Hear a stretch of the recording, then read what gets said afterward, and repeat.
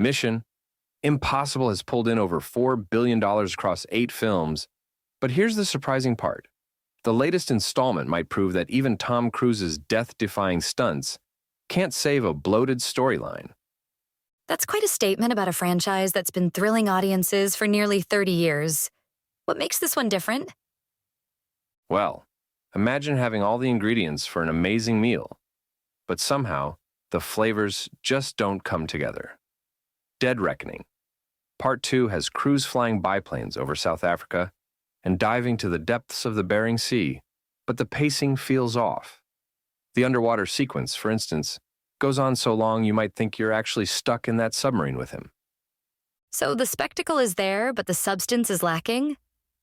How does the story actually set up these elaborate sequences? That's where things get interesting and honestly a bit messy. The plot centers around this AI called the Entity that's taken control of nuclear facilities in almost every country except 4. It's like they're trying to combine the intimate espionage of the earlier films with this massive technological threat. And it doesn't quite work. That's quite a shift from the more grounded heists and spy work of the original film. How does the team dynamic hold up? The chemistry between the regulars, Cruise, Simon Pegg, and Ving Rhames is still there, and Hallie Atwell's Grace has really found her footing.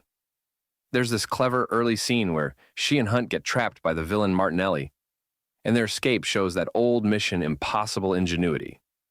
But then the script keeps hammering home what a good guy Hunt is, almost like they're writing his eulogy. That's fascinating because the series has usually let actions speak louder than words. Do you think they're trying too hard to make this feel like a definitive ending? Exactly right. They even throw in these rapid-fire flashback sequences of everything Hunt's been through, like a greatest hits compilation nobody asked for. And get this, they pull that classic move of having a fan-favorite character seemingly die, but with just enough ambiguity to bring them back if the box office numbers look good. Let's talk about Esai Morales as Martinelli. How does he stack up against previous Mission Impossible villains?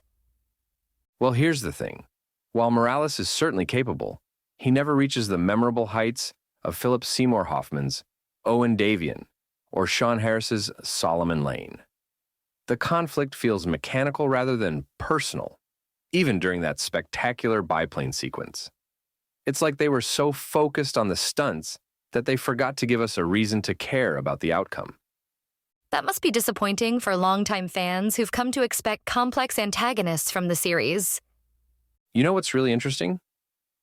The original Mission Impossible was essentially a sophisticated heist movie with some high-tech elements. Now we're dealing with world-ending AI threats and nuclear annihilation.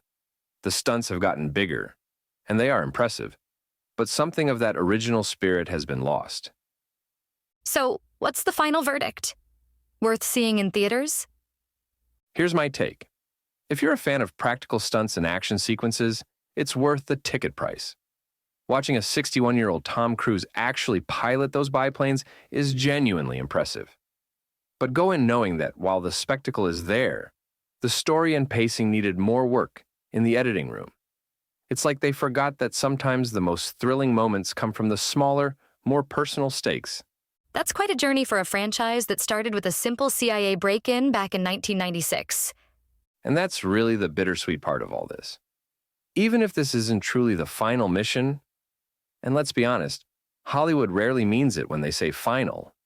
It represents the end of an era in action filmmaking. In a world where CGI dominates, Cruise and his team have consistently pushed the boundaries of what's possible with practical effects. That commitment deserves respect, even if this particular mission didn't quite accomplish its objective. I hate to say it, but we're only giving this a 6 out of 10 score.